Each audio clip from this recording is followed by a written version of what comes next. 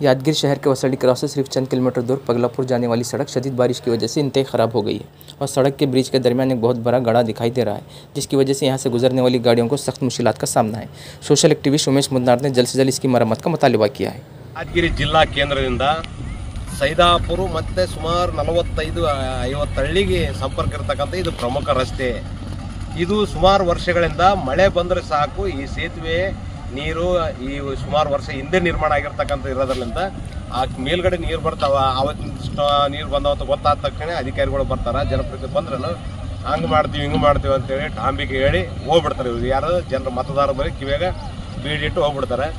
ಆದರೆ ಇವತ್ತು ಏನದಂದ್ರೆ ಇವತ್ತು ಇದೇ ರಸ್ತೆಯಲ್ಲಿ ಸಾಕಷ್ಟು ಉಸಿನ ಗಾಡಿ ತಿರುಗಿರ್ತಾವೆ. ಅವು ಕಂಪ್ಲೇಂಟ್ ಮಾಡಿ ಒಳಗಾಕಿರ ಇಂಥವು ಆಗಲ್ಲ. ಹೆವಿ ಲೋಡ್ ಹೋಗ್ತಾವ, ಸಣ್ಣ ಸಣ್ಣ ಗಾಡಿ ತಿರುಗಾಡೋರಿಗೆ ಇವಾಗ ತೊಂದರೆ ಕೊಡ್ಲಾಕತ್ತಾರೆ.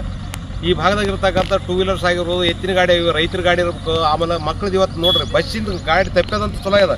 ಶಾಲಾ ಕಾಲೇಜಿಗೆ ಹೋಗೋದು ಬಸ್ ಮುಂದೆ ಹೋಗ್ಯದ, ಈ ಗಾಡಿ ಹಿಂದೆ ಬಂದು ಉಸಿನ ಗಾಡಿಗೆ ಬಂದು ಇವತ್ತು ಅದು ಸೇತುವೆ ಕೂಚ್ತಾವ, ರಸ್ತೆ ಹಾಳಾಗ್ಲಕತ್ತಾವ. ಇದ್ಯಾಕೆ ಯಾರು ಗಮನಿಸ್ತಿಲ್ಲ ಅಂತಕ್ಕಂಥದ್ದು ನನ್ನ ಪ್ರಶ್ನೆ ಅದ.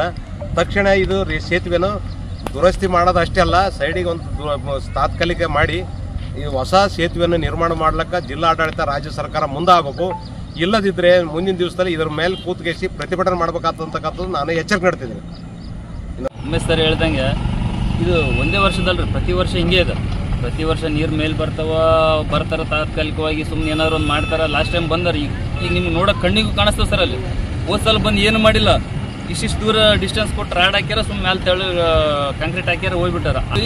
ಈ ಸಂಪರ್ಕ ಎಲ್ಲಿವರೆಗೂ ಕಲ್ಪಿಸ್ತದಂತಂದ್ರೆ ಅಂತ ಹೈವೇ ರೋಡ್ ಏನಿದೆ ರಾಯಚೂರು ಯಾದಗಿರಿ ಹೈವೇ ರೋಡ್ ಬಿಟ್ಟು ಈ ರೋಡನ್ನ ಅವಲಂಬಿಸ್ಯಾರ. ಯಾಕಂತಂದ್ರೆ ಆ ರೋಡಿಗೆ ಹೋದ್ರೆ ಸ್ಪೀಡ್ ಹೋದ್ರೆ ಆಕ್ಸಿಡೆಂಟ್ ಆಗ್ತಾವ, ಅನಾಹುತಗಳಾಗ್ತಾವ ಅಂತೇಳಿ ಇಲ್ಲಿಂದ ಸುಮಾರು ಬಳಿಚಕ್ರ, ಕಳಬೆಳಗುಂದಿ, ಮಾದವಾರು, ಮುಂದೆ ಈಡ್ಲೂರು, ಕರ್ಣಿಗಿ, ಈ ಕಡೆ ಸೈದಾಪುರ, ಬಾಡಿಯಾಲ, ಸುಮಾರು ಏನಿಲ್ಲ ಅಂದ್ರೆ ಒಂದು 50 ಹಳ್ಳಿವರೆಗೂ ಹೋಗ್ತಕ್ಕಂಥ ದಾರಿ ಇದು.